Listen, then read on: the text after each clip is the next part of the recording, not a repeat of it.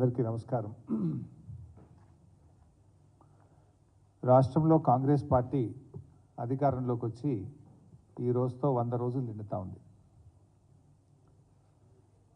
రాష్ట్ర ప్రజలకు ఎన్నికల సందర్భంగా 100 రోజుల్లో 6 గ్యారంటీలు 13 హామీలు అమలు చేస్తామని, బాండ్ పేపర్ల మీద నోటరైజ్డ్ డాక్యుమెంట్లు చేసి ఇంటింటికి పంచి అధికారంలోకి వచ్చిన కాంగ్రెస్ తన మాట నిలుపుకోలేకపోయింది. రాష్ట్ర ప్రజల్ని దారుణంగా మోసం చేసింది. 100 రోజుల పాలన 3 విచారణలు 6 వేధింపులు అన్నట్టుగా సాగింది. ప్రమాణ స్వీకార చేసే ముహూర్తం మాత్రం ముఖ్యమంత్రి గారు 2 రోజులు ముందుకు జరుపుకున్నారు. ఆ రోజు ఏం చెప్పారంటే, డిసెంబర్ 9వ తేదీ సోనియా గాంధీ జన్మదినం రోజు ప్రమాణ స్వీకారం చేస్తాను, నా మొదటి సంతకం 2 లక్షల రుణమాఫీ మీదనే ఉంటుందని, ఏకకాలంలో 2 లక్షల రుణమాఫీ చేస్తామని బహిరంగ వేదికల మీద ప్రకటించినటువంటి రేవంత్ రెడ్డి గారు ప్రమాణ స్వీకార సమయాన్ని మాత్రం 2 రోజులు ముందుకు జరుపుకున్నారు. హామీలు అమలు చేయమంటే మాత్రం అది వెనక్కు జరుపుతూ ఉన్నారు. కుర్చీనెక్కడంలో గద్దెనెక్కడంలో మాత్రం 2 రోజులు ముందుకు జరుపుకున్నారు. ప్రజలకిచ్చిన హామీలు అమలు చేయమంటే మాత్రం దాటవేస్తున్నారు. వారు అనేక విషయాలు చెప్పారు. గ్యారంటీలకు మొదటి క్యాబినెట్లోనే చట్టబద్ధత చేస్తామని చెప్పి మాట తప్పింది కాంగ్రెస్ పార్టీ. ప్రతిరోజు ముఖ్యమంత్రి గారి కార్యాలయంలో ప్రజా దర్బార్ అన్నారు, చేయించారు. పూటకో మాటతో ప్రజల్ని మభ్యపెడుతున్నారు. ప్రగతి భవన్ను కూలుస్తాం, నాలెడ్జ్ సెంటర్ను ఏర్పాటు చేస్తామన్నారు, విలాసవంతమైన సౌకర్యాలు అన్నారు.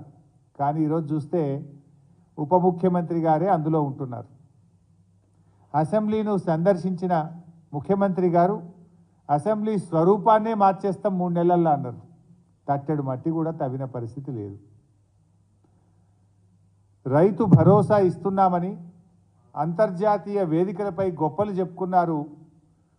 రైతు బంధునే ఇలా మొదలుపెట్టి 100 రోజులైనా పాతది కూడా ఈ రోజుకు పూర్తి చేయలేకపోయినారు. పాలనలోకి రాగానే రైతు రుణమాఫీ అన్నారు, దానిపైన అతి గతి లేదు, ఒక్క అడుగు కూడా ముందుకు పడ్డ పరిస్థితి లేదు. ఆసరా పెన్షన్లు పెంచుతామన్నారు, ఉన్న పెన్షన్లే సరిగా ఇవ్వడం లేదు.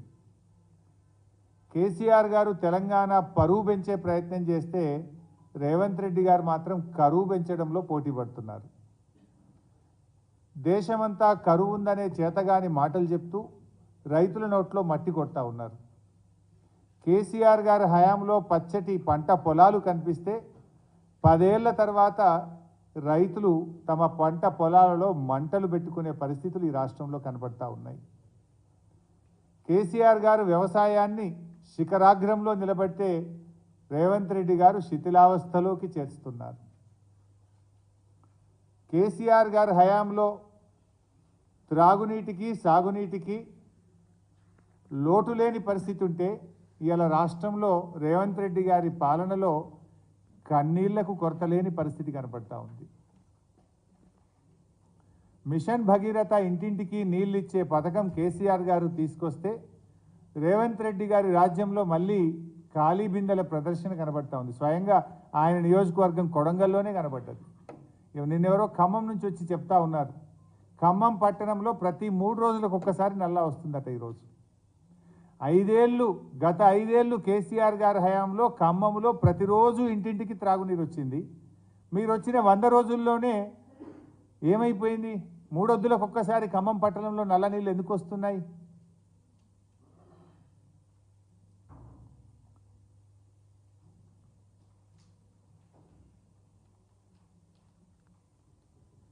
ఇవాళ కర్ణాటకలో కాంగ్రెస్ పార్టీయే అధికారంలో ఉంది కదా, మీరే చెప్తున్నారు మా పార్టీయే ఉందని. కనీసం కర్ణాటకను ఒప్పించో మెప్పించో తాగునీళ్ళు తీసుకురావడానికి, సాగునీరు మీరు ఎట్లా తేలేకపోతున్నారు కానీ త్రాగునీరైనా తేవడానికి కర్ణాటకను ఒప్పించడంలో మీరు పూర్తిగా వైఫల్యం చెందినారు. ఇవాళ మేము కృష్ణా మేనేజ్మెంట్ బోర్డుకు కేంద్ర ప్రభుత్వ ఆధీనంలోకి ప్రాజెక్టులు పోకుండా మేమేమో పోరాటం చేస్తే మీరు వచ్చి రాగానే కృష్ణా మేనేజ్మెంట్ బోర్డుకు ప్రాజెక్టులు అప్పగించడానికి కేఆర్ఎంబి మీటింగ్లో ఒప్పుకొని వచ్చిండ్రు. మళ్ళీ బీఆర్ఎస్ పార్టీ ఉద్యమ బాట పడితే బీఆర్ఎస్ పోరాడితే మళ్ళీ తోక ముడిచి ప్రాజెక్టులు ఇవ్వమని అసెంబ్లీలో తీర్మానం చేసిండ్రు. మీ మేనిఫెస్టోలో 100 రోజుల్లో గొల్ల కుర్మలకు 2వ దశ గొర్రెలు ఇస్తామని చెప్పి మాట ఇచ్చిండ్రు. 100 రోజులు నిండినా ఒక్కరికి కూడా గొర్రె పిల్లలు ఇవ్వకపోతురి.